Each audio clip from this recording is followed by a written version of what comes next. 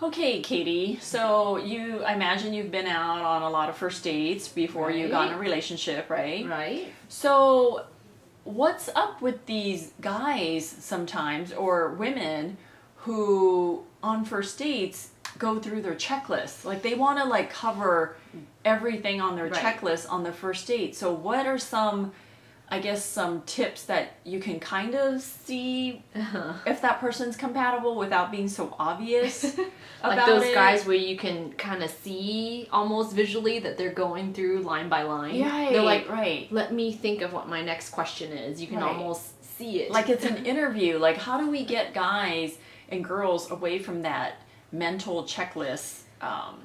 Right. I mean, it's just going with open-ended questions, that basically find out a little bit more about the person's background. So whatever that means to you, like, oh, well, how did you grow up? What did you like when you first came to LA? If you're not from LA, just kind of get a sense of people, opposed to oh no, I didn't cover what year she moved to LA. Great, now I don't really know her. So people get so caught up in these kind of lists that the women feel uncomfortable. I mean, there's times when people draw a blank and they're like, what do I talk about on the date? Let's talk about each other's profile. I mean, that's another weird, awkward way of going on a date, because you're just trying to like not focus on the person in front of you. Right.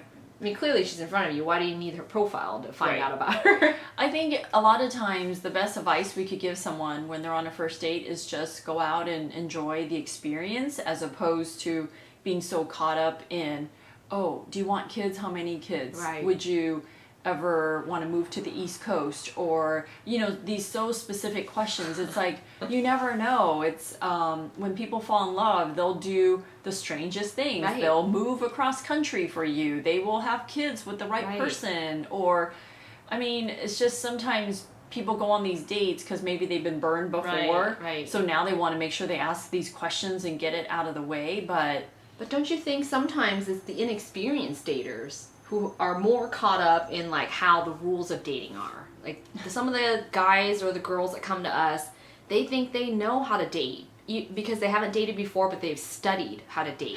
It's like those are sometimes the hardest people for us to work with, is when they're inexperienced but they're unwilling to take our advice on like, hey, just go enjoy the experience. You really need dating experience to uncover what you even prefer. I mean, is this even important to you? Whether she lives, she wants to live in cold climate versus hot. Like, how do you even know if that's really gonna make a big difference in your life? So it's the inexperienced daters sometimes that need to go, okay, let me just get more dating experience behind me. Some of the experienced daters, I think they kind of already know how this goes, where it's like, yeah, well, each person is going to be a new experience. I'm just going to know it when I meet her or him, whether or not it's going to be a fit. So you got to get yourself to that spot, I guess. Right. Just don't get so caught up on your checklist, but just get to know the person. So, okay. Good luck out there. Bye.